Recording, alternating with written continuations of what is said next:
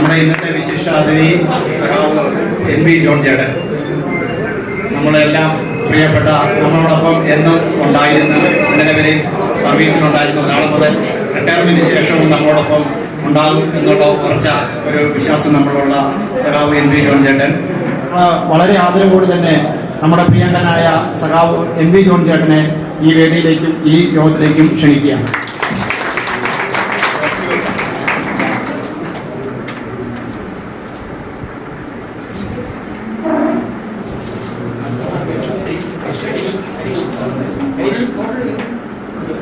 തീർച്ചയായിട്ടും ഏതു തരത്തിലുള്ള ബുദ്ധിമുട്ടുകളുണ്ടെങ്കിലും അതിനൊക്കെ വീട്ടിൽ വളരെ കൃത്യമായ ഒരു ഇടപെടലുകൾ കൊണ്ട് നമ്മളോടൊപ്പം ചേട്ടൻ്റെ ജോലിക്കും ഒക്കെ ഒരു സഹായമായി എന്നും കൂടെ ഉണ്ടായിരുന്ന സഖാവിൻ്റെ ഭാര്യ ഗ്ലാഡിസ് ജോൺ ചേച്ചിയാണ്. ചേച്ചിക്ക് ALRCയുടെ ഈ ബ്രാഞ്ച് ഈ സമ്മേളനത്തിലേക്ക് സ്വാഗതം ആശംസിക്കുന്നു.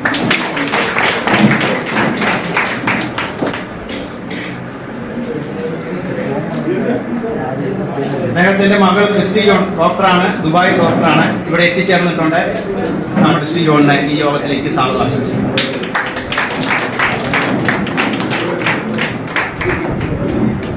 ക്രിസ്റ്റിയുടെ ഹസ്ബൻഡ് ജോമി ജോസഫ് ഇവിടെ എത്തിയിട്ടുണ്ട്. അദ്ദേഹവും ദുബായ് ഡോക്ടറാണ്. അദ്ദേഹത്തെയും ഈ യോഗത്തിലേക്ക് ആദ്യമായി സ്വാഗതം.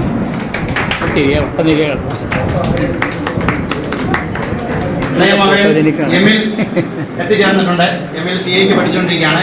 എമിലിനും ഈ യോഗത്തിലേക്ക് ആദ്യമായി സ്വാഗതം ചെയ്യും. ALRC സഖാക്കളും അവരുടെ കുടുംബാംഗങ്ങളും ഇവിടെ എത്തിച്ചേർന്ന എല്ലാ ALRCയുടെ സ്നേഹിതർക്കും കുടുംബാംഗങ്ങൾക്കും ഈ യോഗത്തിലേക്ക് ഹാർദവമായി സ്വാഗതം ആശംസിച്ചുകൊണ്ട് നമ്മുടെ ഇന്നത്തെ ചടങ്ങിന്റെ വിശിഷ്ടാതിഥി പ്രിയപ്പെട്ട ജോണേട്ടൻ, അദ്ദേഹത്തിന്റെ കുടുംബാംഗങ്ങൾ, യോഗത്തിന്റെ അധ്യക്ഷൻ സഖാവ് റോളി സാർ, C സതീഷ്, ഉദ്ഘാടകൻ Roli sir, all India local running staff association secretary general സഖാവ് KC James sir, Ilmani sir, വേദിയിലും സദസ്സിലുമുള്ള ആരാധനായ നേതാക്കളെ, സഹാക്കളെ,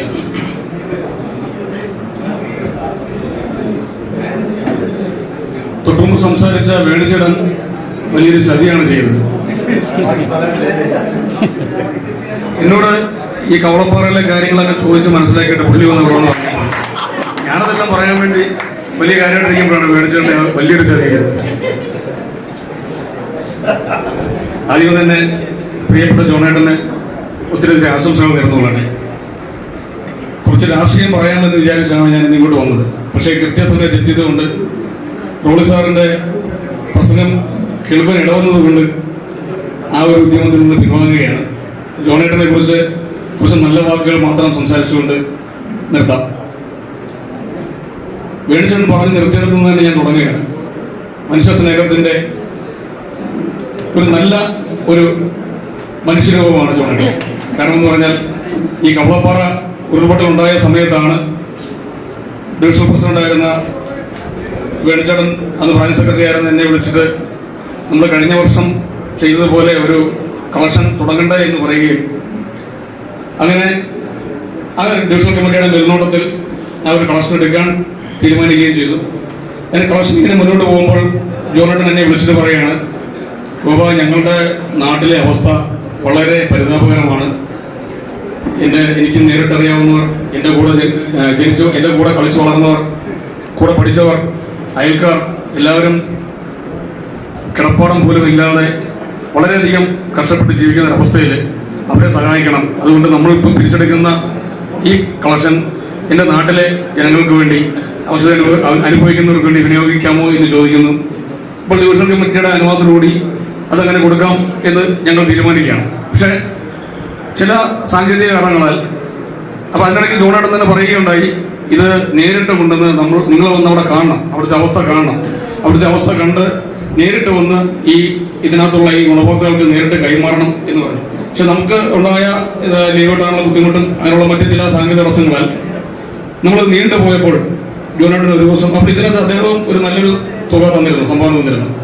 അദ്ദേഹം എന്നെ വിളിച്ച് പറഞ്ഞു, ഞാൻ തന്ന കോൺട്രിബ്യൂഷൻ നിങ്ങൾ എനിക്ക് തിരിച്ചു തരണം. അപ്പോൾ ഞാൻ ചേർന്നാണ് ജോണേട്ടാ, അത് നിങ്ങൾ എത്ര നാളായി ഇതിങ്ങനെ കൊടുക്കാമെന്ന് പറയുന്നു, അത് ഞാൻ നേരിട്ട് കൊടുത്തോളാം.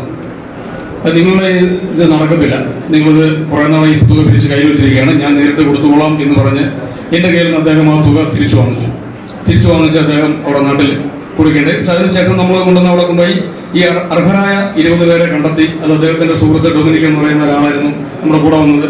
തികച്ചും 100% അർഹരായ ആൾക്കാരെ തന്നെ നമ്മൾ കണ്ടെത്തി നേരിട്ട് അവർക്ക് കൈമാറുകയും ചെയ്തു. 36 വർഷമായി സ്വന്തം നാട് വിട്ട് ഈ എറണാകുളത്ത് ജീവിക്കാൻ തുടങ്ങിയിട്ടും ആ നാട്ടുകാരെയും സ്വന്തം നാടിനെയും മറക്കാത്ത ആ ഒരു വലിയ മനസ്സിന് ഒരു വലിയ നമസ്കാരം പറഞ്ഞു. അതേപോലെ തന്നെ പല സമയത്തും പല ഹോബിയാണ് ഈ മനുഷ്യന്. ഇടയ്ക്ക് ടോർച്ച് ഉണ്ടാക്കലായിരുന്നു, അത് കഴിഞ്ഞ് ഇൻവെർട്ടറായി, അത് കഴിഞ്ഞ് LED ലൈറ്റായി. ഇപ്പം കഴിഞ്ഞ ദിവസം അപ്പം എൻ്റെ കുടുംബമായിട്ടൊക്കെ വളരെ അടുപ്പമുണ്ട്. ഞങ്ങൾ ഒരുമിച്ച് ഹൗസ് ബോട്ടിലെ ട്രിപ്പൊക്കെ പോയിട്ടുണ്ട്, ഫാമിലി ആയിട്ടൊക്കെ പോയിട്ടുണ്ട്. വളരെ അടുപ്പമാണ്. അപ്പം ഞാനിങ്ങനെ ഭാര്യയോട് പറഞ്ഞു ജോണേട്ടൻ്റെ റിട്ടയർമെൻ്റ് ആണെന്ന് പറഞ്ഞു. അപ്പോൾ അവൾ പറഞ്ഞു ജോണേട്ടൻ റിട്ടയർമെൻ്റ് ആയോ? അദ്ദേഹത്തിൻ്റെ ബൾബിൻ്റെ റിട്ടയർമെൻ്റ് ആയില്ല. എൻ്റെ വീട്ടിൽ അടുക്കളയിൽ ഇപ്പോഴും കത്തുന്ന LED ബൾബ് ജോണേട്ടൻ ഉണ്ടാക്കിയുള്ളൂ. എത്ര വർഷമായി? അപ്പൊ ഞാൻ പറഞ്ഞു ആ ബൾബിന്റെ റിട്ടയർമെന്റ് ഇല്ല. അടുക്കളയിലാണ്, നമ്മൾ എല്ലാ ദിവസവും കത്തിക്കുന്ന ബൾബാണ്. ആ ബൾബ് കത്തിക്കുമ്പോൾ നമുക്ക് എന്നും ജോണേട്ടനെ ഓർക്കാമല്ലോ, അതുകൊണ്ട് തന്നെ ആ ബൾബിന് റിട്ടയർമെന്റ് ഉണ്ടാകാതിരിക്കട്ടെ എന്ന് പറയും. അതേപോലെ തന്നെ ജോണേട്ടൻ്റെ ഈ നിത്യഹരിത യൗവനത്തിന് ഈ പ്രസന്റ് ആയിട്ടുള്ള ഈ സന്തോഷത്തിന് അത് എന്നും നിലനിൽക്കട്ടെ. ഏവരോടും സ്നേഹത്തോടുകൂടിയും സന്തോഷത്തോടുകൂടിയും ഇങ്ങനെയുള്ള വിശ്രമ ജീവിതം നയിക്കാനാകട്ടെ. അതേപോലെ തന്നെ പുതിയ പുതിയ ടെക്നോളജികൾ, ഇപ്പം ആർട്ടിഫിഷ്യൽ ഇന്റലിജൻസിന്റെ കാലമാണ്. അപ്പൊ അതിലൊക്കെ ഒന്ന് കൈവച്ചിട്ട് ഒരു AI വിദഗ്ധനായി മാറട്ടെ എന്ന് ആശംസിച്ചുകൊണ്ട് നിർത്തട്ടെ. നന്ദി, നമസ്കാരം. ഇന്നത്തെ വിശിഷ്ട വ്യക്തികളായ ജോണേട്ടൻ, മിനി ചേച്ചി, വേദിയിലും സദസ്സിലിരിക്കുന്ന ബഹുമാനപ്പെട്ട leaders and my dear friends, NB John ചേട്ടനെ ഞങ്ങൾ 98 ബാച്ച് വരുമ്പോൾ ജോണേട്ടൻ ഗുഡ്സ് LP ആണ്. ആ സമയത്ത് ഞാൻ കാണുന്ന ഒരു പഴയ ഒരു നടനുണ്ട്, നമ്മുടെ രഘുവരൻ. തമിഴ്നാട് രഘുവരൻ. ആ പുള്ളിയുടെ ചായയാണ് ഈ പുള്ളിക്കാരനന്ന് ഉണ്ടായിരുന്നത്. അതുപോലെ തന്നെ മുടിയൊക്കെ ഇങ്ങനെ വളർത്തിയിട്ട് ഒരുമാതിരി ഒരു രഘുവരൻ ലുക്ക്, ഒരു കഞ്ചാവ് ലുക്കായിരുന്നു.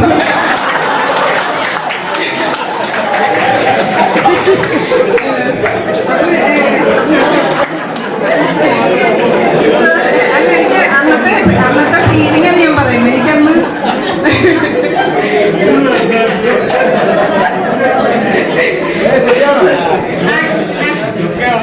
അല്ല, ആക്ച്വലി അങ്ങനെയാണ് എനിക്ക് തോന്നാറ്. എന്നിട്ട് ഈ വായിൽ എന്തോ സാധനം ഇങ്ങനെ ഇടും വർക്ക് ചെയ്യുമ്പോ. അപ്പൊ നമുക്കൊരു മനസ്സിലിങ്ങനെ ഉണ്ട്, ഇങ്ങനെ എന്തോ കഞ്ചാവാണ് വായിട്ടെ. അങ്ങനത്തെ ഒരു ഫീലായിരുന്നു. പക്ഷെ ആള് നമ്മളോടൊക്കെ ഭയങ്കര ഫ്രണ്ട്ലി ആയിരുന്നു. വർക്ക് ചെയ്യുമ്പോ ചെറിയൊരു പേടി ഉണ്ടെങ്കിലും എന്നാലും നല്ല ഫ്രണ്ട്ഷിപ്പ് ഉണ്ടായിരുന്നു നമ്മൾക്ക്. അതിനുശേഷം ആണ് പുള്ളി ഈ ഇതിലേക്കൊക്കെ കടന്നത്. മറ്റേ ടെക്നിക്കൽ വർക്ക്, ഒരു സ്ഥിരം കസ്റ്റമർ ആയിരുന്നു. ഞാൻ ആദ്യം വാങ്ങിച്ചു ഒരു എമർജൻസി ലൈറ്റ്, അതിനുശേഷം ഒരു ഇൻവേർട്ടർ, അങ്ങനെ. അപ്പൊ ഞാൻ ഹസ്ബൻഡിനോട് ഇന്ന് ഞങ്ങൾ ഒന്നിച്ചുണ്ടായിരുന്നു. പുള്ളിയോട് പറഞ്ഞു ജോണേട്ടന്റെ റിട്ടയർമെന്റ് ആണ്, വന്നില്ലെങ്കിൽ ഇനി എന്തെങ്കിലും പുള്ളി ഉണ്ടാക്കുന്നത് വാങ്ങിക്കാൻ പറ്റില്ല തരത്തിലാണ്. അതുകൊണ്ട് പുള്ളിയും വന്നിട്ടുണ്ട് ഇന്ന് റിട്ടയർമെന്റിന്. അപ്പൊ ഇനിയും ഒരുപാട് സാധനങ്ങൾ ഉണ്ടാക്കണം, നമ്മള് വാങ്ങാം. പിന്നെ അതുകൂടാതെ ഞാനും സോമുച്ചേട്ടനും കൂടെ ജോണേട്ടന്റെ അമ്മ മരിച്ചപ്പോ പോയിട്ടുണ്ടായിരുന്നു. അപ്പൊ ആ സ്ഥലം എന്ന് പറഞ്ഞാൽ ഏറ്റവും ഭംഗിയുള്ള ഒരു സ്ഥലമാണ് നിലമ്പൂര്. പക്ഷെ ഞങ്ങൾ പോയ സമയം ആ ഉരുൾപൊട്ടൽ കഴിഞ്ഞ സമയമായിരുന്നു. അപ്പൊ അങ്ങോട്ട് ബസ്സൊന്നും പോകണ്ടായിരുന്നില്ല. നിലമ്പൂര് ട്രെയിൻ ഇറങ്ങിയിട്ട് ഞങ്ങളൊരു ഓട്ടോറിക്ഷ പിടിച്ചിരുന്നു. സോമുച്ചേട്ടന് വന്നിട്ടുണ്ടോന്ന് അറിയില്ല, ഉണ്ടല്ലേ? ആ ഞങ്ങൾ രണ്ടാളും കൂടെ പോയതാണ്. ഷൊർണൂർ വണ്ടി പോയിട്ട് അങ്ങനെ പോയത്. അവിടെ ചെന്ന് ഞാൻ ആക്ച്വലി അമ്മ മരിച്ച ദിവസം അമ്മയെ കണ്ട് തിരിച്ചു വന്ന വഴി ഞങ്ങള് ആദ്യൻപാറ വെള്ളച്ചാട്ടം കൂടെ കണ്ടു. സോറി, അതിനൊരു സോറി പറയാൻ വേണ്ടിയാണ്. എന്ന് വെച്ചാൽ അവിടെ വരെ പോയ സ്ഥിതിക്ക് അതൊന്ന് കണ്ടിട്ട് വരാന്ന് കരുതിയിട്ട് ഞങ്ങൾ അന്ന് ആ വെള്ളച്ചാട്ടം കൂടെ കയറി കണ്ടിട്ടാണ് വന്നത്. അപ്പൊ ആ വളരെ ബ്യൂട്ടിഫുൾ ആയിട്ടുള്ള ഒരു സ്ഥലമാണ്. പക്ഷെ അത് പ്രകൃതി ദുരന്തം കൊണ്ട് അത് കുറച്ച് നശിച്ചു പോയി. എന്നാലും വളരെ ഒരു നല്ല സ്ഥലത്ത് നിന്ന് വന്ന ഒരു നല്ല വ്യക്തിക്ക് ഇങ്ങനെ ഒരു ആശംസ പറയാനുള്ള അവസരം തന്നതിൽ വളരെ നന്ദി. പിന്നെ മക്കളൊക്കെ നല്ല പൊസിഷനിലായി എന്നുള്ളത് എനിക്ക് വളരെ സന്തോഷം. എന്ന് വെച്ചാൽ അതിന് എനിക്ക് തോന്നുന്നു മിനി ചേച്ചി ആയിരിക്കും അതിന്റെ പിന്നിലൊക്കെ. ഇദ്ദേഹം ഈ ടെക്നിക്കൽ വർക്ക് ആയതുകൊണ്ട്. അപ്പം പിന്നെ ഈയിടെയാണ് അറിഞ്ഞത് മിനി ചേച്ചി ഇങ്ങനെ പാട്ടിന്റെ ആളായി പോയി. അപ്പം അവനാൾ എന്നോട് പറയണേ, കോവിഡ് ഒരുപാട് മിസ്റ്റേക്കുകൾ കൊണ്ടുവന്നിട്ടുണ്ട്, അതിലൊന്നാണ് അന്നത്. അപ്പൊ കോവിഡിന്റെ ഒരു ആഫ്റ്റർ എഫക്ട്, അതായത് നന്നായി പാടട്ടെ. ഓക്കെ, എല്ലാവർക്കും ഇന്ന് ഇവിടെ വന്നിരിക്കുന്ന എല്ലാവർക്കും ഈ ഫംഗ്ഷന് വരാൻ സാധിക്കാത്തവർക്കും എല്ലാവർക്കും എൻ്റെ ആശംസകൾ. അത്രയേ ഉള്ളൂ. ഇന്നത്തെ നമ്മുടെ പ്രധാന വ്യക്തി എം വി ജോൺ, സഹധർമ്മിണി, കുടുംബാംഗങ്ങൾ, പ്രിയപ്പെട്ട തൊഴിലാളി സുഹൃത്തുക്കളെ, നമ്മുടെ തൊഴിലാളി കുടുംബത്തിൽ നിന്ന് ഒരാൾ കൂടി റിട്ടയർ ആകുന്ന ഒരു സാഹചര്യം ഈ പറഞ്ഞ പോലെ റോളി വളരെ നല്ല രീതിയിൽ തന്നെ ഇന്ന് തൊഴിലാളികൾ നേരിടുന്ന വിഷയങ്ങളും മറ്റു കാര്യങ്ങളും എല്ലാം പ്രസന്റ് ചെയ്തു കഴിഞ്ഞു. ഇനിയും വരുംകാല തൊഴിലാളികൾ നേരിടേണ്ട വിഷയങ്ങളും പറഞ്ഞു കഴിഞ്ഞു. ഇപ്പൊ തൊഴിലാളി പ്രശ്നങ്ങളുമായിട്ട് ബന്ധപ്പെട്ടുള്ള ഒരു പ്രഭാഷണത്തിന് വലിയ കാര്യം ഇല്ല. എന്തായാലും എം പി ഈ റിട്ടയർ ആകുന്ന സാഹചര്യം വളരെ നല്ലതാണ്. വളരെ നല്ലതെന്ന് പറഞ്ഞാൽ ഇപ്പം നിലവിൽ പെൻഷനൊക്കെ കിട്ടുന്ന ഒരു സാഹചര്യമാണ്.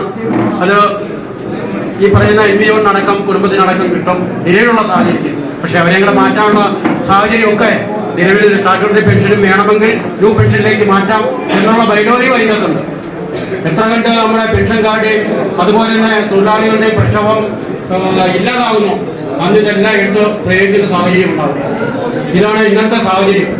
ഈ സാഹചര്യത്തിലൊക്കെ നമ്മുടെ തൊഴിലാളികളിൽ നിന്നും നല്ല പ്രവർത്തകർ, നമ്മളോടൊപ്പം നിൽക്കുന്ന പ്രവർത്തകർ പോകുമ്പോൾ അതിന് സംഘടനയ്ക്ക് വളരെയധികം ബുദ്ധിമുട്ടുണ്ട്.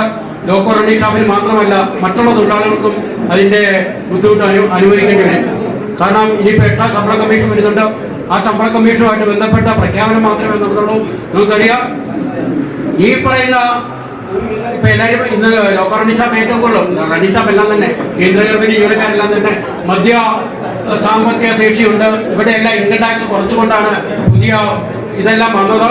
നിങ്ങൾക്കറിയാം ഇൻകം ടാക്സ് കുറച്ചാലും അതിനും ഇൻകം ടാക്സ് ഒഴിവായിട്ട് വന്നിരിക്കുന്ന ഇൻകം ടാക്സ് 5%, 10% നമുക്ക് ഈ 7 ലക്ഷം വരെ ഉണ്ടെന്നുള്ള വാസ്തവം.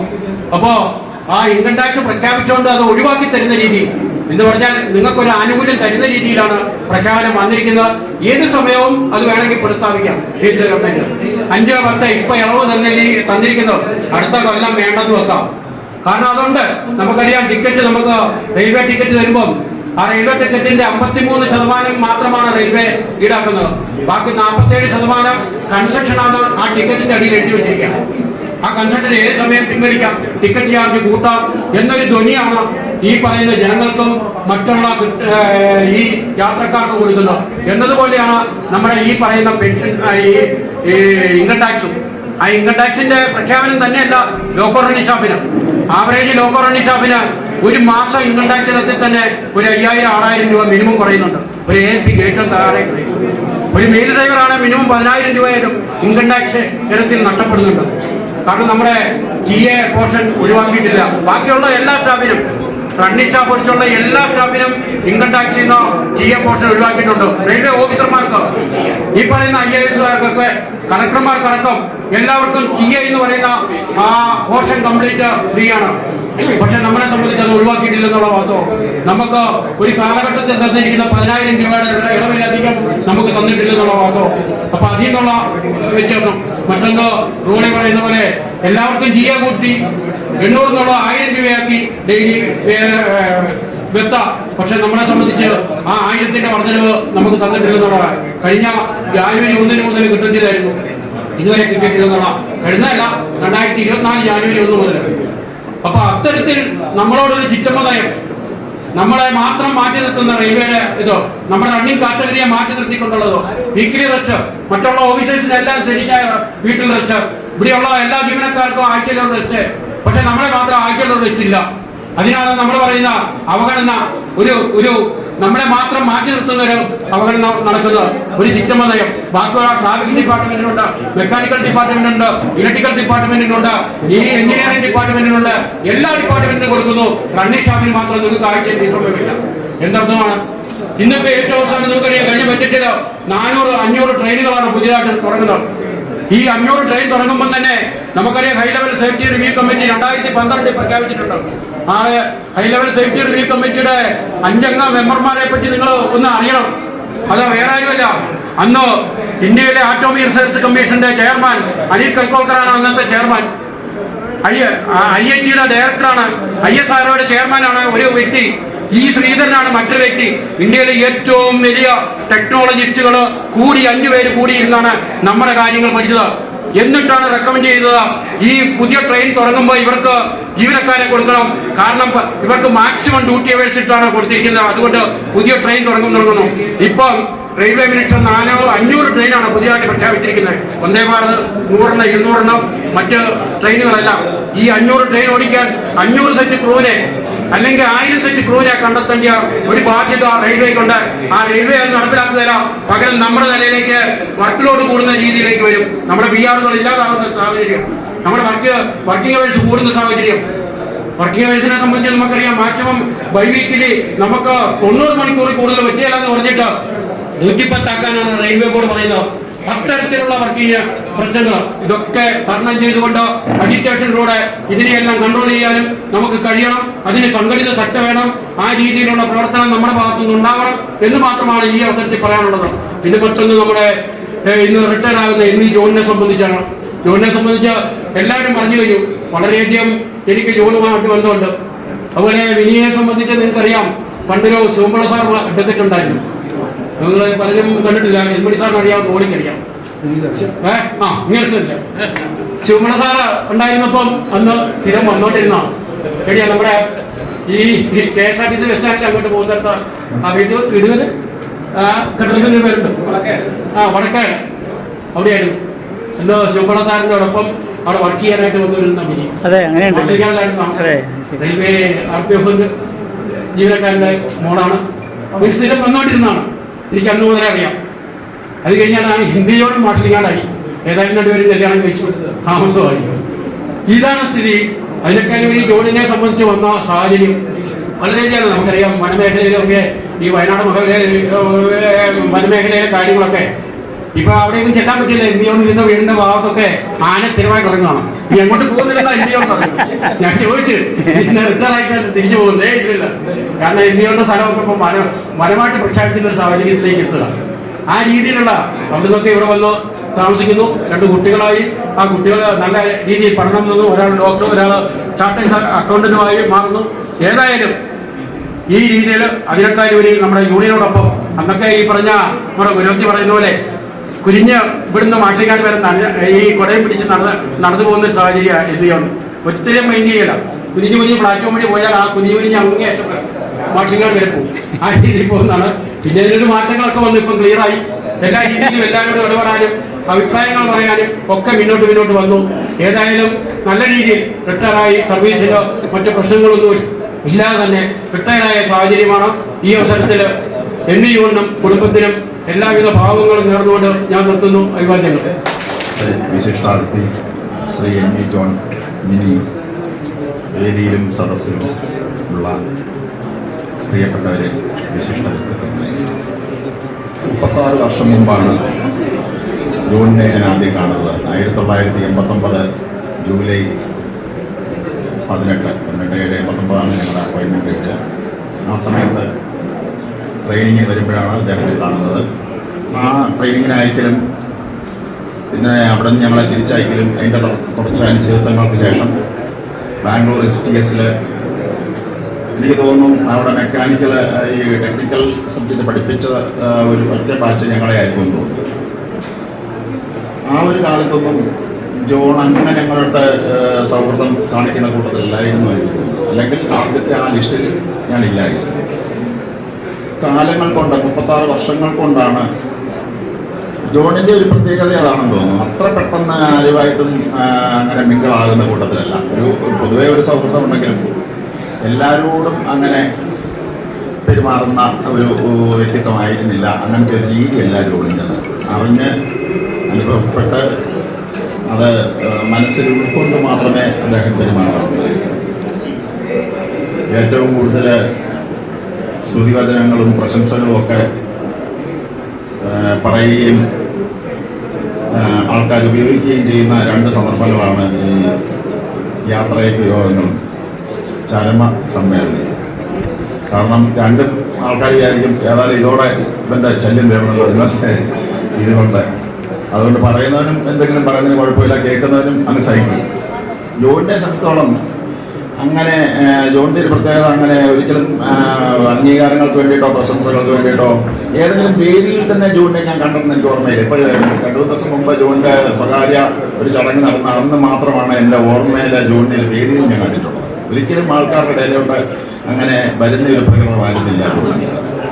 പിന്നെ ജോണിൻ്റെ ഒരു പ്രത്യേകത എനിക്ക് തോന്നുന്നത്, ഞാൻ മിനിയോട് തന്നെ പലപ്പോഴും പറഞ്ഞിട്ടുണ്ട്, സാധാരണ കാണുന്ന നമ്മളെ ആൾക്കാരെ അളക്കുന്ന ഒരു മീറ്റർ വെച്ചല്ലായിരുന്നു അല്ലാണ് ജോണിനെ അളക്കേണ്ടത്. പലപ്പോഴും ഒന്ന് അടഞ്ഞ് പെരുമാറുന്നൊരു പ്രകൃതം, 2 പുള്ളിയുടെ നിത്യ ജീവിതത്തിലുള്ള ഒരു അമാന്തം. അതായത് ഞാൻ പലപ്പോഴും വിചാരിക്കും ഒരു നമ്മുടെ ഇന്ത്യൻ ഉപഭൂഖണ്ഡത്തിലെ ടൈമുമായിട്ട് അക്ഷാംശ രേഖയിലും രേഖാംശത്തിലും ഒരു 5 മണിക്കൂറെങ്കിലും പുറകെ കിടക്കുന്ന ഒരു രാജ്യത്ത് ജനിക്കുകയോ വളരുകയോ ചെയ്യേണ്ട ഒരു മനുഷ്യനായിരുന്നു. കാരണം വേറൊന്നുമല്ല, അദ്ദേഹം രാവിലെ എണീക്കുന്ന സമയം ഒരു 11 മണിയൊക്കെ ആയിരിക്കും. രാവിലത്തെ എന്തെങ്കിലും ഡ്യൂട്ടിക്ക് പോകുമ്പോഴോ അല്ലെങ്കിൽ അത്യാവശ്യപ്പെട്ട ചടങ്ങുകൾക്ക് പോകുമ്പോഴോ അല്ലാതെ ഒരിക്കലും സൂര്യോദയം പോലും പുള്ളി കണ്ടിട്ടുണ്ടെന്ന് എനിക്ക് തോന്നുന്നില്ല. ഒരു 11 മണിക്ക് ഒക്കെ വിളിക്കുമ്പോൾ ബെഡ് കോഫി കുടിക്കുകയും രാത്രി 2 മണിക്കോ 3 മണിക്കോ ഒക്കെ ഉറങ്ങുകയും ചെയ്യുന്ന ഒരു രീതിയാണ് പുള്ളിക്ക് പൊതുവെ ഉള്ളത്. പിന്നെ അദ്ദേഹത്തിൻ്റെ വേറൊരു പ്രത്യേകത കണ്ടുള്ളത് അദ്ദേഹത്തിൻ്റെ ടെക്നിക്കൽ നോഹവാണ്. 36 വർഷം കഴിഞ്ഞിട്ട് ഇപ്പോഴും നെട്ടും ബോൾട്ടും തിരിച്ചറിയാത്ത ഞങ്ങളുടെ ബാച്ചിലെ പലരെ അപേക്ഷിച്ച് നോക്കുമ്പോൾ ജോണ് ആ കാലത്ത് തന്നെ അദ്ദേഹത്തിൻ്റെ ടെക്നിക്കൽ നോളജ് ഇവിടെ പലരും പരാമർശിച്ച് കഴിഞ്ഞു. ആ ഒരു കാര്യം എനിക്ക് ഈയിടെ അനുഭവവേദ്യമായത്. കാരണം ജോണ് നിർമ്മിക്കുന്ന സാധനങ്ങളെല്ലാം ആ കാലത്ത് തന്നെ വാങ്ങിച്ചിട്ടുണ്ടെങ്കിലും ഒരു 15 കൊല്ലം മുമ്പ് ജോണ് നിർമ്മിച്ച ഇൻവേർട്ടറാണ് എൻ്റെ ഫ്ലാറ്റിൽ ഇപ്പോഴും ഇരിക്കുന്നത്. നാട്ടിൽ എൻ്റെ ഒരു കസിൻ്റെ ഒരു ഇൻവേർട്ടർ എടുക്കേണ്ടി വന്നപ്പോൾ 2 മാസത്തിനിടയിൽ 2 തവണ മാറ്റി വെക്കേണ്ടി വന്നു. അപ്പോൾ അത്രയും നന്നായിട്ട്. അതുപോലെ ബാക്കിയുള്ള പൊതുവെ അങ്ങനെ ഓപ്പണപ്പ് ആകാറില്ലെങ്കിലും ഈ മറ്റുള്ള സബ്ജക്റ്റുകളെ പറ്റി അങ്ങനെയുള്ള കാര്യങ്ങളിലും ഈ ഇതിലൊക്കെയുള്ള പുള്ളിയുടെ ഒരു കാഴ്ചപ്പാടും അവബോധവും നിലപാടും അത് ഒന്ന് വേറിട്ട് കാണേണ്ടത് തന്നെയാണ്. പിന്നെ വേറൊന്ന്, നമ്മുടെ എനിക്ക് തോന്നുന്നത് നമ്മളെ കഷ്ടപ്പെട്ട് അല്ലെങ്കിൽ സങ്കടപ്പെട്ട് വിഷമിച്ചിരിക്കുമ്പോൾ പുള്ളി പ്രകടിപ്പിക്കുന്ന സാധാരണ രീതിയിൽ അത്രയും ഇത് കാണത്തില്ല. പക്ഷെ ഏതെങ്കിലും തരത്തിൽ വിഷമം അനുഭവിക്കുന്ന ആൾക്കാരിലേക്ക് പുള്ളിക്ക് എത്താനുള്ള ഒരു കഴിവ് ഉണ്ട്. അത് എനിക്ക് വ്യക്തിഗതമായിട്ട് വളരെയേറെ അനുഭവപ്പെട്ടതാണ്. അതും പറയേണ്ടിയിരിക്കുന്നത്. പിന്നെ ഞാൻ ഓർക്കാറുണ്ട്, ഈ നിലമ്പൂർ പോലെ അവിടുന്നല്ല വന്ന് പോളിടെക്നിക്ക് വന്ന് ഡിപ്ലോമ എടുത്തു, അങ്ങനെ അല്ലായിരുന്നു ഒരു സാഹചര്യമെങ്കിൽ എവിടെയോ എത്തിപ്പെടേണ്ട ഒരു നോളജും കഴിവും ഉള്ള മനുഷ്യനായിരുന്നു. ഏതായാലും ഇവിടം വരെ എത്തി, അത് മോശമല്ല. തീർച്ചയായിട്ടും അവിടുന്ന് എറണാകുളം പോലും മഹാനഗരത്തിൽ വന്ന് എല്ലാമായി പുള്ളി ജീവിതത്തിലെടുത്ത തീരുമാനങ്ങളും പലപ്പോഴും വളരെ നല്ലതായിരുന്നു. അവിടെ ഒരു വീടെടുക്കാനും അതിലെ മക്കൾ 2 പേരും നല്ല നിലയിലായി, ഒരു ബാച്ച്മേറ്റ് എന്നുള്ള നിലയിൽ. അതുപോലെ ഞാൻ വിചാരിച്ചിട്ടുണ്ട് ജോണിൻ്റെ കയ്യിരിപ്പും സ്വഭാവവും കൊണ്ട് വളരെ ഒരു 5 കൊല്ലം മുമ്പേ എങ്കിലും BRS എടുത്ത് പോകുമെന്നാണ് ഞാൻ വിചാരിച്ചത്. പക്ഷെ ഞങ്ങളുടെ ബാച്ചിൽ റണ്ണിങ് കേഡറിൽ ഓടിച്ചുകൊണ്ട് റിട്ടയറാകുന്ന മലയാളികളിൽ ഏക ആള് ജോൺ മാത്രമാണ്. ബാക്കി ഇപ്പം ബി സജീവ് ഉണ്ണികൃഷ്ണൻ ഒക്കെ ഉണ്ടെങ്കിൽ അവരെല്ലാം ഇത് മാറി, പവർ കൺട്രോൾ അല്ലെങ്കിൽ LI അതിലോട്ട് മാറി. പിന്നെ നാഗർകോവിൽ ജാനകിരാമും അങ്ങനെയൊക്കെ ഉണ്ട്. പക്ഷെ നമ്മുടെ കൂട്ടത്തിൽ നമുക്ക് എടുത്തു പറയാവുന്ന ഏകയാള് ജോണാണ്. ജോൺ അത് സ്തുത്യർഹമാം വിധം പൂർത്തിയാക്കി. അത് ഈ വേദിയിൽ ഇങ്ങനെ ഇവിടെ നിൽക്കേണ്ടി വരുമ്പോൾ ഞാൻ ഈ 36 വർഷത്തെ ജോണിൻ്റെ ജീവിതം, പ്രണയം, വിവാഹം, അമ്മയുടെ മരണം എല്ലാം കണ്ടുകൊണ്ടിരിക്കുകയായിരുന്നു. മറ്റ് കഷ്ടപ്പാടുകൾ തീർച്ചയായിട്ടും അതിൽ കൂടെയും കടന്നു പോയിട്ടുള്ളതാണ്. പലപ്പോഴും മറ്റുള്ളവരറിയാത്ത എത്രയോ സങ്കടങ്ങളും വിഷമങ്ങളും ഞങ്ങൾ ഒരുമിച്ച് പങ്കുവച്ചിട്ടുണ്ട്. ഏതായാലും ഏറ്റവും ഒടുവിൽ നന്നായി ഇങ്ങനൊരു വേദി കിട്ടി ഇവിടെ നിന്ന് ഇത് പറയാനിട വന്നതിൽ എനിക്ക് വളരെ സന്തോഷം. നിങ്ങൾ ഓരോരുത്തരോടും കടപ്പാടും സ്നേഹവും ഞാൻ അറിയിക്കുന്നു. ജോണിന് റിട്ടയർമെൻറ്റ് ഇല്ല എന്നെനിക്കറിയാം. ഇനിയിപ്പം ജോണിന് ഇഷ്ടമുള്ള കൃഷി മറ്റുള്ള ടെക്നിക്കൽ രംഗത്തുള്ള അദ്ദേഹത്തിൻ്റെ കാൽവെപ്പുകളൊക്കെ ഇനി ഒരു പുതിയൊരു വാതിൽ തുറക്കുകയാണ്. അതിനെല്ലാം എൻ്റെ ആശംസകൾ, സ്നേഹം, എല്ലാവർക്കും നന്ദി.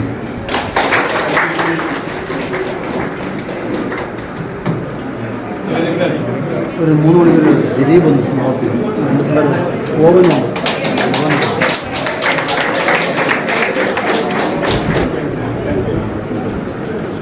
ബ്രാഞ്ചിന്റെ ഉപഹാര സമർപ്പണം ജോസഫ് മാണി.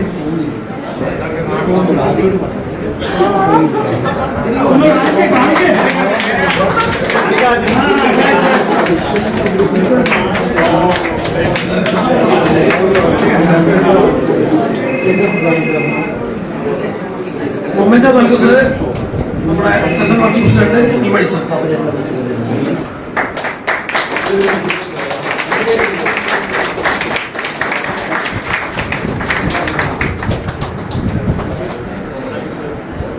ഡിവിഷണൽ കമ്മിറ്റിക്ക് വേണ്ടി ഡിവിഷൻ സെക്രട്ടറി ഗഗാറിൻ.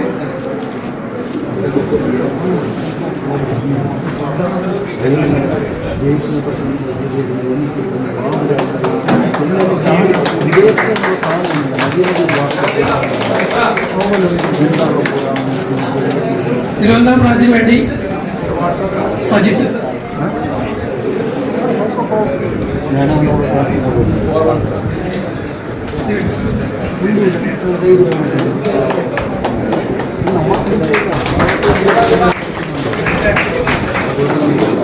കൊല്ലം ബ്രാഞ്ചിന് വേണ്ടി പി ഉണ്ണികൃഷ്ണൻ. എന്താ നമ്പർ പറ. എന്നാൽ ഷാൻഡിമാറാണ് നല്ലത്. ഷാൻഡിമാർ AC-യിൽ കയറണം. ഇതിപ്പോൾ കയറാൻ പറ്റില്ല. പെൻഷൻ സെല്ലിന് വേണ്ടി ജോസഫ് ഏട്ടൻ. ഹംസോപ്പിൽ കയറുന്നത് പറ്റില്ല. അല്ല നമുക്ക് ഇതിൽ പോകാം. NM Saji Roy John.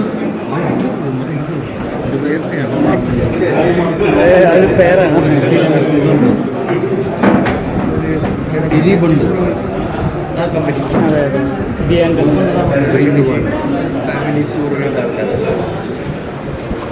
G Suresh പോലെ.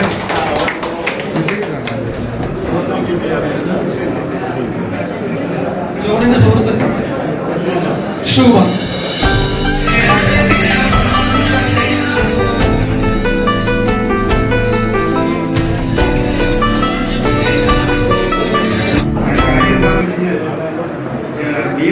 ഗ്രാജുവേഷൻ കഴിഞ്ഞിട്ട് റെയിൽവേയിൽ എന്തെങ്കിലും ഒരു ജോലി വേണം എല്ലാം ഉദ്ദേശിച്ച് നടന്നിരുന്നൊരു കാലഘട്ടം ഉണ്ടായിരുന്നു. പല സ്ഥലത്തും കോയമ്പത്തൂരും മധുരയിലും സെക്കൻഡ് റൗണ്ട് അങ്ങനെ പക്ഷേ ഇതിലൊരു ജോലി കിട്ടാനായിട്ട് താല്പര്യമില്ല. പിന്നെ ജോലി വേറെ തരത്തിലായി. എഞ്ചിനീയറിംഗ് കഴിഞ്ഞിട്ട് വേറെ ഫീൽഡിലേക്ക് മാറി.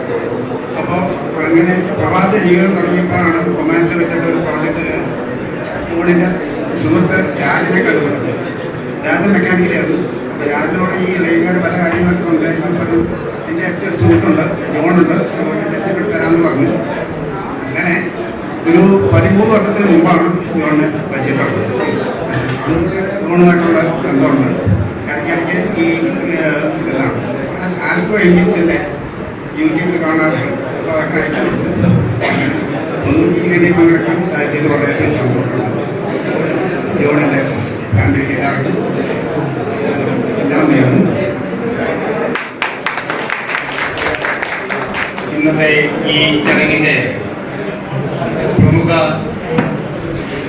കഥാപാത്രം ശ്രീ പി ജോൺ, അദ്ദേഹത്തിൻ്റെ പത്നി മിനി, മക്കൾ, മരുമകൾ, കുടുംബാംഗങ്ങൾ, കൂടാതെ വേദിയിലിരിക്കുന്ന ALRCയുടെ പ്രമുഖ നേതാക്കളെ, മറ്റു സഹപ്രവർത്തകരെ. ഏഷ്യൻ ക്രിക്കറ്റ് സെല്ലിനെ പ്രതിനിധീകരിച്ചാണ് ഞാനിവിടെ നിൽക്കുന്നത്. ആദ്യമായി തന്നെ KS മണി സാർ പ്രത്യേകം പറഞ്ഞിരുന്നു, ആരോഗ്യകാരണങ്ങൾ അദ്ദേഹത്തിന് വരാൻ സാധിക്കില്ല. അദ്ദേഹത്തിൻ്റെ അഭിനന്ദനങ്ങളും നന്മകളും ജോണിനും കുടുംബത്തിനും പ്രത്യേകം നേരണമെന്ന് എന്നോട് അറിയിച്ചിരുന്നു. അതുകൊണ്ട് ഞാൻ അദ്ദേഹത്തിൻ്റെ പേരിൽ ജോണിനും കുടുംബാംഗങ്ങൾക്കും പ്രത്യേക അഭിനന്ദനങ്ങൾ നേരുന്നു. 36 വർഷം ഒരു റണ്ണിംഗ് സ്റ്റാഫിനെ സംബന്ധിച്ചിടത്തോളം ഒരു ചെറിയ നമ്പറല്ല, അതിസൂക്ഷ്മതയുള്ള, ചില സമയത്തെല്ലാം അതികഠിനമായ പ്രകൃതിയുടെ വിളികളെ നേരിട്ടുകൊണ്ട് ചെയ്യുന്ന ഒരു ജോലിയാണ്. അത് ഏകദേശം ഒരു പുരുഷാർത്ഥത്തിന്റെ 80% അത് ഇവിടെ നമ്മൾ കടന്നു പോകുന്നു. വാർദ്ധക്യത്തിലെത്തുന്നു, നാം ഒരു സീനിയർ സിറ്റിസണായിട്ട് ഇവിടുന്ന് കടന്നു പോകുന്നു. മറ്റുള്ള കാര്യങ്ങളെല്ലാം ഇവിടെ വിവരിക്കുന്നതാണ്. തൊഴിലിനെ സംബന്ധിച്ചും തൊഴിൽ പ്രശ്നങ്ങളെ സംബന്ധിച്ചും ജോണിന്റെ ഔദ്യോഗിക ജീവിതത്തെ ഇടപെടലുകളെ കുറിച്ചെല്ലാം അവിടെ സംസാരിച്ചു. അദ്ദേഹത്തെ ഞാൻ കാണുന്നത് സാമൂഹ്യ അവബോധമുള്ള ഒരു മനുഷ്യസ്നേഹിയായിട്ട് ഞാൻ കാണുന്നു. അതുകൊണ്ട് തന്നെ കേരളാവസ്ഥയുടെ മനുഷ്യ സ്നേഹത്തിന്റെ പ്രതീകമായ പെൻഷൻ ജീവൻ സെല്ലിലേക്ക് അദ്ദേഹത്തെ ഞാൻ ഹാർദവമായി ക്ഷണിക്കുകയാണ്.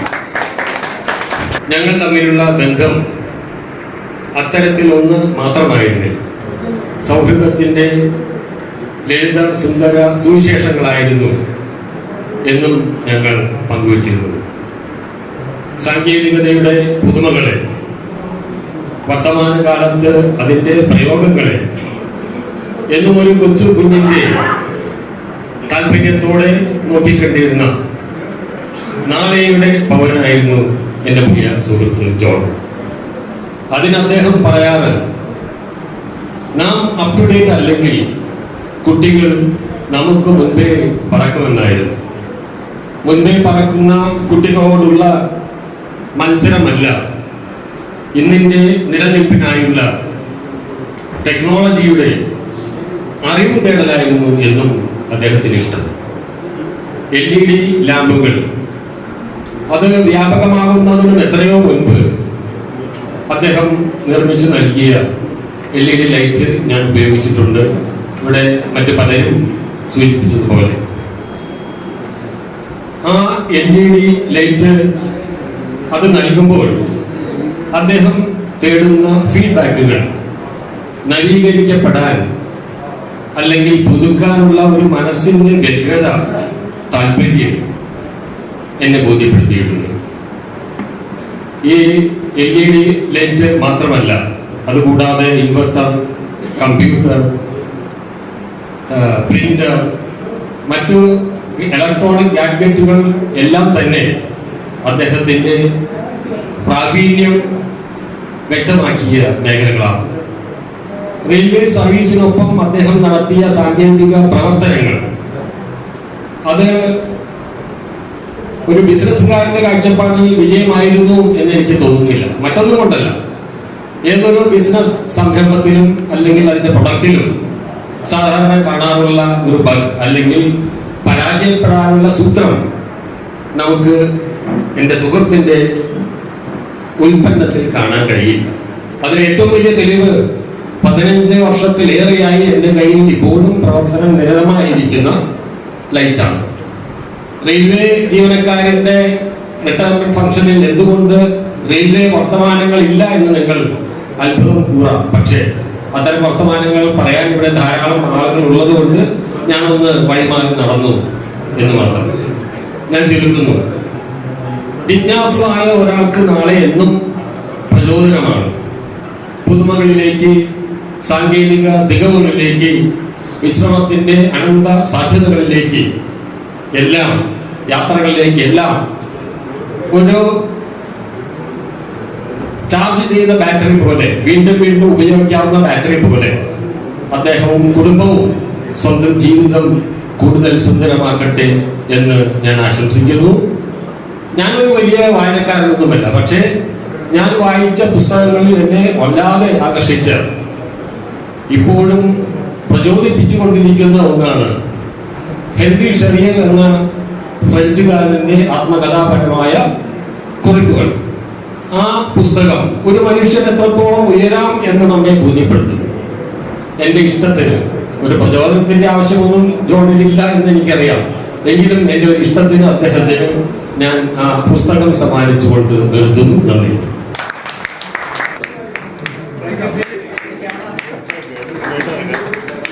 ഇഷ്ടമായി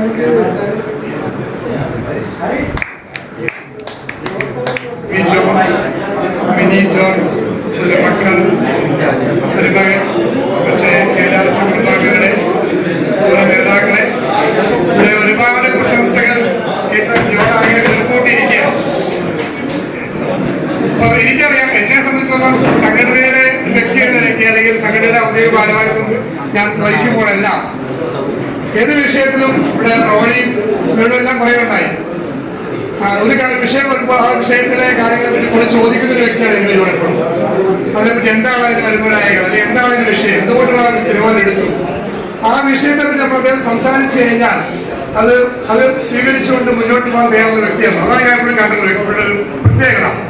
പല ആൾക്കാരും നമ്മളോട് ചിരിച്ച അടിച്ചുകൊണ്ട് അപ്പുറത്ത് മാറി നിന്ന് അതിനെ തെറ്റായി വിമർശിക്കുമ്പോഴും അങ്ങനെ ചെയ്യാതെ എന്താണ് വിഷയത്തിന്റെ വ്യാപ്തി, എന്താണ് അതിന്റെ ആധികാരികത, എന്താണ് എത്ര കണ്ട് മുന്നോട്ട് കൊണ്ടുപോകാൻ പറ്റുമെന്ന വിഷയങ്ങൾ എപ്പോഴും ജോൺ ഇന്ററാക്ട് ചെയ്ത വ്യക്തിത്വമായിരുന്നു. എനിക്ക് വളരെ ഇഷ്ടപ്പെടുന്ന, കാരണം നമുക്ക് അങ്ങനെയാണ് ഇവിടെ ആകേണ്ട വ്യക്തികൾ. സംഘടനയിലും എല്ലാവരും നേതൃത്വത്തിലേക്ക് വരണം നമുക്ക് പറയാൻ പറ്റില്ല. പക്ഷെ സംഘടനയിൽ നിൽക്കുമ്പോൾ സംഘടനയുടെ നേതാക്കൾക്ക് ശക്തി പകരുന്നത് സംഘടനയുടെ ഉറച്ച നിൽക്കുന്ന വ്യക്തികളാണ്, അല്ലെങ്കിൽ ആ മെമ്പർമാരാണ്. അങ്ങനെ ഒരു നല്ല ഉറച്ച സംഘടനാ ഭാവമുള്ള അല്ലെങ്കിൽ സംഘടനാ താല്പര്യമുള്ള വ്യക്തിയാണ് നിർമ്മിച്ചോ. അതുകൊണ്ട് അദ്ദേഹത്തിന് ആ ഒരു നമുക്ക് നഷ്ടപ്പെടുന്ന ആ വ്യക്തിത്വം നമുക്ക് നഷ്ടപ്പെടുന്നു. ഒന്നാം ദിവസം നമുക്ക് അങ്ങനെയുള്ള ആളെ കൂടെ കിട്ടുന്നതാണ്. ഇവിടെ നമ്മുടെ ഇവര് പറഞ്ഞ മാതിരി ഇനിയുള്ള കാലഘട്ടം അവർ തീരുമാനിക്കട്ടെ. തിരഞ്ഞെടുപ്പിന് ശേഷം ഇവിടെ വരണോ പ്രവർത്തിക്കണോ, അദ്ദേഹത്തിന് ഒരുപാട് മേഖലകളുണ്ട്. അപ്പൊ അതെല്ലാം അദ്ദേഹം തീരുമാനിക്കട്ടെ. അതോടൊപ്പം അദ്ദേഹത്തിനും ജോണിനും കുടുംബത്തിനും എല്ലാവിധ റിട്ടയർമെന്റ് ലൈഫ് നമുക്കറിയാം. ഇവിടെ നമ്മുടെ വർക്കിന് വേണ്ടി ജീവിക്കുന്ന കാലഘട്ടമാണ് സർവീസ് എന്ന് പറഞ്ഞാൽ. ഇവിടെ ജീവിക്കാൻ വേണ്ടി വർക്ക് ചെയ്യണം അങ്ങോട്ട്. അപ്പൊ അതുകൊണ്ട് ആ ഒരു കാലഘട്ടത്തിലേക്ക് കടന്നു പോകുന്ന ജോണിനും കുടുംബത്തിനും എല്ലാവരും ആശംസ നേരുന്നു. എല്ലാവർക്കും കൊണ്ട് നിർത്തുന്നു. Thank you.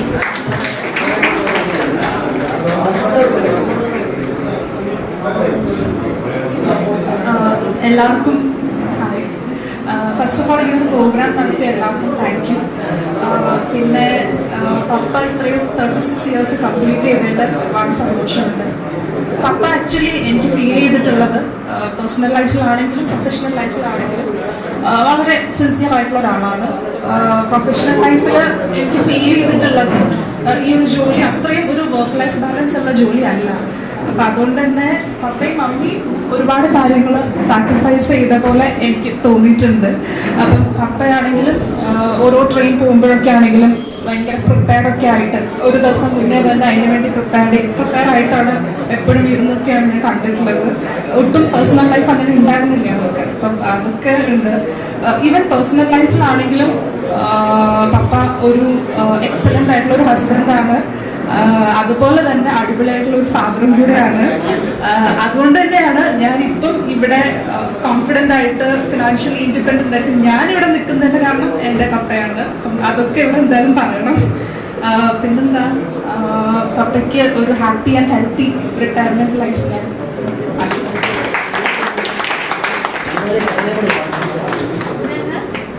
ഞാൻ ഈ സത്യത്തിൽ പറയാൻ ഒരുപാട് കാര്യങ്ങൾ ആലോചിച്ച, പക്ഷെ എനിക്ക് മുന്നേ പറഞ്ഞവരെല്ലാം പറഞ്ഞ് നമ്മളെല്ലാം ഒരാളെ കുറിച്ചൊരു ബിംബനിർമ്മിതമാണ്. അങ്ങനെ ഈ ജോണിനെ കുറിച്ച് ഞാനൊരു അപാരമായ ബിംബനിർമ്മിതി നടത്തിയത്. നമ്മുടെ പുറത്തി വന്ന് തകർത്ത തരിപ്പണം. പക്ഷെ എനിക്ക് ഒരിക്കലും തോന്നിയിട്ടില്ല കേട്ടോ അത് അങ്ങനെയാണ് എന്ന്. ജോണിന്റെ മാനറിസം നമ്മളതിന് പറയുന്നത് എന്താ, അതിന്റെ വെർബൽ മീനിങ് നോക്കിക്കഴിഞ്ഞാൽ നമുക്ക് തോന്നുന്നത് എന്താ പറയുന്നത്, ചേഷ്ട വൈകല്യമൊന്നും അങ്ങല്ല. എല്ലാവർക്കും മാനറിസംസ് ഉണ്ട്. അപ്പോ ഈ മാനറിസംസിൽ ഏറ്റവും കൂടുതൽ ശ്രദ്ധിക്കപ്പെടുന്ന ഒരു വ്യക്തിയാണ് ജോൺ. ഇങ്ങനെയൊക്കെ ഒരു അല്ലേ. അപ്പം അത് ജോണിന്റെ മാത്രം അടയാളപ്പെടുത്തലാണ്. അത് ജോണിന്റെ ഇനി കാണിക്കാൻ പറ്റില്ല അല്ലേ. രണ്ടാമത് ചോദിച്ചാൽ പിന്നെ കാണിക്കാൻ പറ്റില്ല. അത് ജോണിന്റെ മാത്രം മാനറിസമാണ്. ഞാനത് ഇമിറ്റേറ്റ് ചെയ്യാൻ ശ്രമിച്ചതാണ്. അത് ജയിച്ചെങ്കിൽ ഞാൻ അപ്പം അങ്ങനെയുള്ള ഒരു മാനറിസം ജോണിൽ നിൽക്കുന്നതുകൊണ്ടാണ് ഞാൻ 90-ലാണ് റെയിലേ വരുന്നത്. ഇപ്പൊ 89 റെയിലേ വന്ന ജോൺ എനിക്കൊരു അത്ഭുതമായിരുന്നു. ഈ പറഞ്ഞ പോലെ മാനറിസംസിൽ അത്ഭുതങ്ങൾ കാണിക്കുന്ന വ്യക്തികളാണ് പലപ്പോഴും. അങ്ങനെ മാനറിസംസിൽ അത്ഭുതങ്ങൾ കാണിച്ച ഒരു വ്യക്തിയാണ്. ഇവിടെ ആശംസാ പ്രാസംഗികർ എല്ലാം പറഞ്ഞു ജോൺ ഒരു ബോംബാണെന്ന് പറഞ്ഞു അല്ലേ. എന്ത് ബോംബ്? ഒരു ഇലക്ട്രോണിക് ബോംബാണെന്ന് പറഞ്ഞു. അപ്പം തീർച്ചയായിട്ടും അവരുടെ പിന്നെ എന്താ പറയുന്നത്, ഫ്രീക്വൻസി, ആവൃത്തി എന്ന് പറയുന്നത് പരിമിതമാണ്. വിശാലമായ ആവൃത്തിയിലാണ് അവർ ആന്തോളനം നടത്തുക. അപ്പോ ആ ആവൃത്തികളിൽ ആന്തോളനം നടത്തുന്ന വ്യക്തികൾക്ക് ചുരുങ്ങിയുള്ളൊരു വ്യക്തിത്വം ഉണ്ടാവില്ല. അങ്ങനെ വിശാലമായ ആന്തോളനങ്ങളിൽ ആടി തിമിർത്ത് പുതിയ വെച്ചിൽപ്പുറങ്ങൾ തേടി മിനി സൂക്ഷിച്ചോ. ഞാൻ ഈ പറഞ്ഞ വാക്കുകൾ അതിന് വേറെ അർത്ഥതലങ്ങളൊന്നുമില്ല. അതായത് ഈ ഇലക്ട്രോണിക് മാധ്യമ രംഗത്ത് AI കുറിച്ചാണ് ഒരു പരാമർശം നടത്തി. ഏറ്റവും ഭീകരമായ ഒരു സാധനമാണ് വരുന്നത്. അപ്പൊ AI എന്ന് പറയുന്നത് സത്യത്തിൽ എനിക്കൊക്കെ ഇക്ലി ഉണ്ടാക്കുന്ന ഒന്നായി മാറുന്നുണ്ടെങ്കിൽ പോലും ആ AI ഒരു ഭീകരനാണ്. അപ്പം AI പോകണമെന്നാണ് ആരോ പറഞ്ഞിരിക്കുന്നത്. അപ്പം മിനി ഒന്ന് കരുതി ഇരിക്കുന്നത് നന്നായിരിക്കുമെന്ന് മാത്രം പറഞ്ഞ് കൂടുതൽ കാലം നമ്മളോടൊപ്പം പുതിയ എന്താ 36 വർഷത്തെ ജീവിതം എനിക്ക് ആചരിക്കുന്നു. ഞാൻ 2 വർഷം ഞെട്ടി. അപ്പോൾ 89 ഞാൻ 91. ഞാനൊരു 4 വർഷം മുന്നേ ഈ സംഗതിയെല്ലാം വലിച്ചെറിഞ്ഞ് രക്ഷപ്പെട്ട മനുഷ്യനാണ്. പക്ഷെ രക്ഷപ്പെട്ടത് വീണ്ടും ഉടാക്കുടുക്കിലേക്കായിരുന്നു എന്നുള്ളതാണ് വസ്തുത. കാരണം അതിനു മുമ്പുണ്ടായിരുന്ന ബന്ധങ്ങൾ എന്ന് പറഞ്ഞ ട്രെയിനും എഞ്ചിനും ഒക്കെ ആയിട്ടെങ്കിൽ പിന്നെയാണ് ഭീകരമായ ഒരു യാഥാർത്ഥ്യം തിരിച്ചറിയുന്നത്. ഇതിനേക്കാൾ അതിഭീകരമായ ഒരു അവസ്ഥയാണ് റെയിൽവേക്ക് അപ്പുറം നമ്മുടെ കുടുംബജീവിതത്തിലുള്ള യാഥാർത്ഥ്യം മനസ്സിലാക്കിയതുണ്ട്. ഇല്ല, അതുകൂടെ ചക്കാട് പറയുന്നത് ആരും ഒന്നും വീഡിയോ എടുത്ത് വീട്ടിലേക്ക് അയച്ചു കൊടുക്കരുത്, ഇന്ന് എനിക്ക് കരി പിടിക്കേണ്ടതായിട്ട്. അപ്പൊ അതുകൊണ്ട് അങ്ങനെ ഒരു നല്ല ആശംസകൾ നേർന്നുകൊണ്ട് ജോണിനെ വീണ്ടും വീണ്ടും ഇങ്ങനെയുള്ള വേദികൾ കാണാനുള്ള അവസരം ഒരുക്കട്ടെ എന്ന് ആശംസിച്ചുകൊണ്ട് നമസ്കാരം. ഞാൻ പ്രസംഗിക്കുമ്പോൾ മാർഷലിംഗാണ് ഒഴിവാക്കണമെന്ന് അഭ്യർത്ഥിച്ചിട്ടുണ്ട്. ഇനി ഞാൻ മാർഷലിംഗാണ് കൂടുതൽ പറയില്ല. പക്ഷേ സോമനോട് പ്രസംഗിച്ചപ്പോൾ ജോണ് സൗത്തിൽ നിന്ന് തല കുനിച്ച് മാർഷലിംഗാണ് വരെ പോകുന്നതാണ്. എനിക്കതിന് ഭയങ്കര വിയോജിപ്പുണ്ട്. കാരണം മാർഷലിംഗാടില് 91 ഞാൻ ഈറോഡിൽ നിന്ന് മ്യൂച്വൽ ട്രാൻസ്ഫർ വാങ്ങി മാർഷലിംഗാടിൽ വരുന്നത്. മാർഷലിംഗാട് പറയാതെ ഒന്നും ജോണിനെ പറയാൻ പറ്റില്ല എൻ്റെ ജീവിതത്തിൽ. അപ്പോ 91 ഞങ്ങൾ ഒരു റൂമിലാണ്. ഞാൻ Devasya, NV John, RC Nair, പിന്നെ ഇവരൊക്കെ ഉണ്ണീഷ്ണൻ, ഇവരെ കുറച്ചുപേര് സൗത്തിലോട്ട് ട്രാൻസ്ഫർ ആയി പോയെങ്കിലും ഞങ്ങളെങ്ങും പോയില്ല. മാർഷലിംഗാട് തന്നെ അറ്റംബരമുണ്ടായിരുന്നു. എന്നിട്ട് ഒരുപാട് ചരിത്രമുണ്ട്, ഞാനതൊന്നും പറയുന്നില്ല. പക്ഷേ സോമ പറഞ്ഞതിന്റെ വിയോജിപ്പാണ് ഞാൻ പറയാൻ ഉദ്ദേശിക്കുന്നത്. ജോണിന് ട്രേഡ് യൂണിയനിൽ എത്രത്തോളം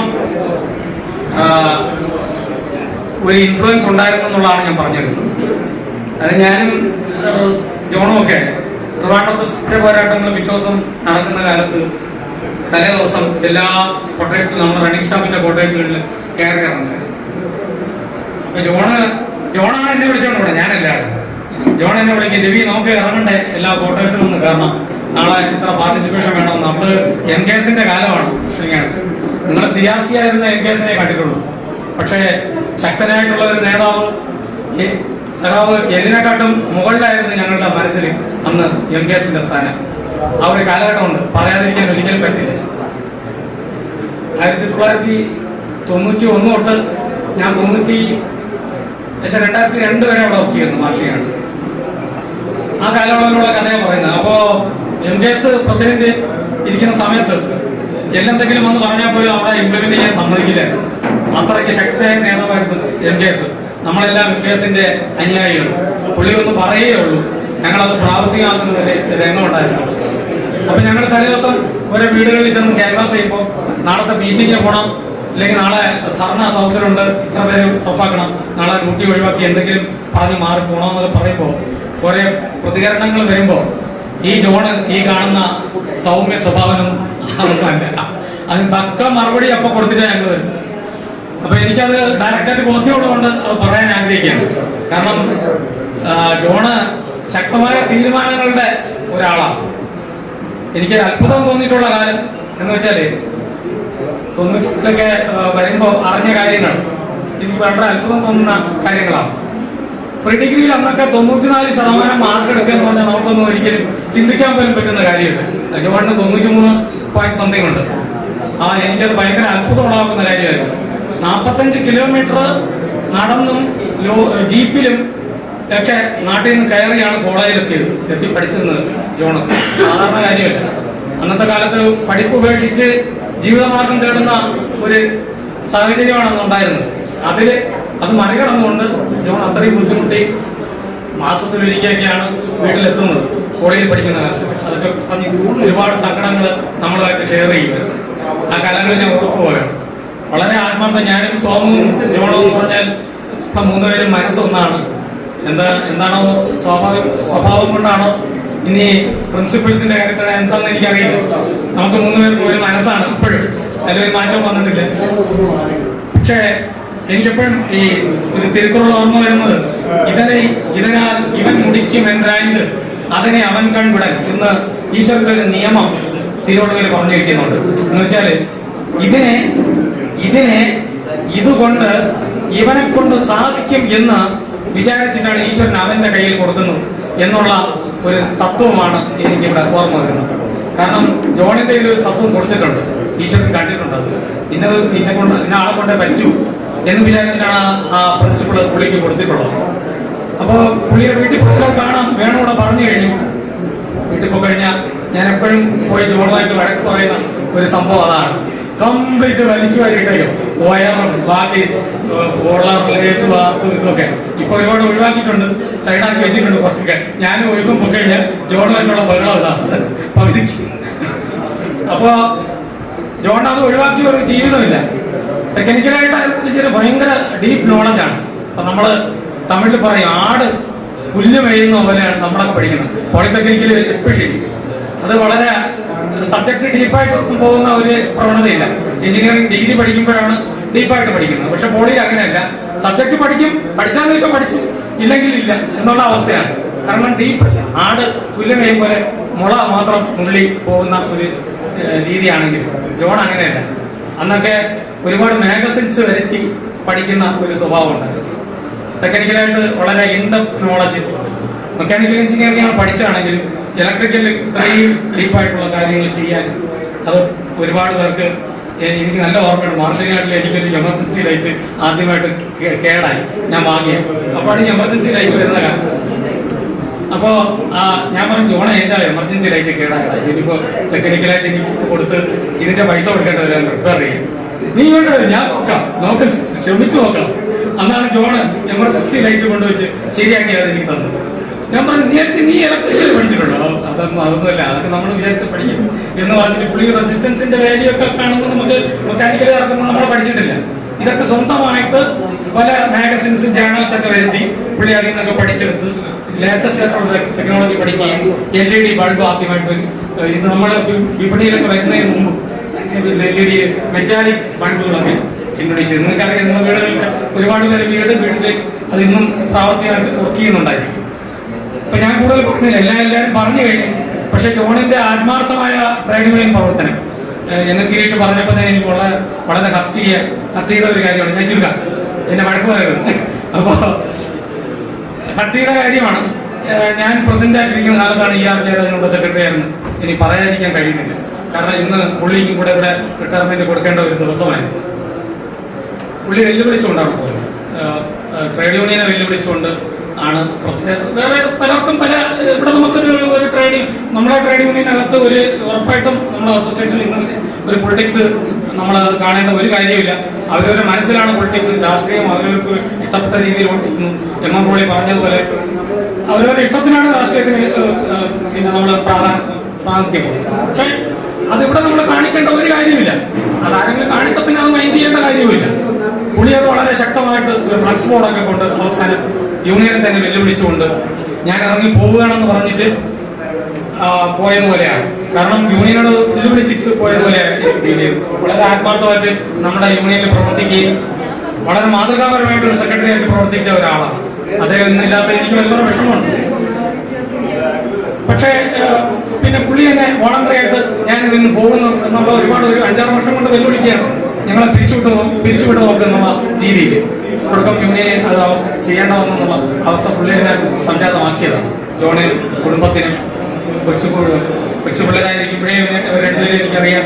ഞങ്ങൾ തൊട്ടടുത്ത മാഷിയാണ്, ക്വാർട്ടേഴ്സിലാണ്. ഇപ്പോഴും ഇടയ്ക്കിടയ്ക്ക് ഒരാഴ്ചയിലൊരിക്കൽ എനിക്ക് കാണാതിരിക്കാൻ പറ്റും. ഇനി എനിക്ക് എപ്പോഴും ജോണിനെ കിട്ടുമെന്നുള്ള ഒരു അവസ്ഥ ഉണ്ട്. കിട്ടാത്തതുകൊണ്ട് വിളിച്ചാൽ ഉടനെ കിട്ടുമെന്നുള്ളൊരു അവസ്ഥയുണ്ട്. എനിക്ക് വലിയ സന്തോഷമാണ്. അപ്പോൾ എനിക്കും പേഴ്സണലായിട്ടും ട്രേഡ് യൂണിയനും ജോൺ എപ്പോഴും വിളിപ്പുറത്ത് ഉണ്ടാക്കുന്ന എനിക്ക് പരിപൂർണ്ണ വിശ്വാസമാണ്. കാരണം അത്രത്തോളം മനസ്സിൽ ഈ ട്രേഡ് യൂണിയനെ കയറ്റിയ ആളാണ്. ഇതിൽ നിന്ന് ഒന്നും ഒരു സ്ഥാനവും പ്രതീക്ഷിക്കാതെ ഇത്രയും കാലം വർക്ക് ചെയ്ത ആളാണെന്ന് എനിക്ക് നന്നായിട്ട് ആ ബോധ്യത്തോടെയാണ്. അപ്പോൾ എല്ലാവരുടെയും എന്റെയും എന്റെ കുടുംബത്തിന്റെയും എല്ലാ നന്മകളും ജോണിന്റെ ഭാവി ജീവിതത്തിൽ നേരുന്നു. നന്ദി, നമസ്കാരം.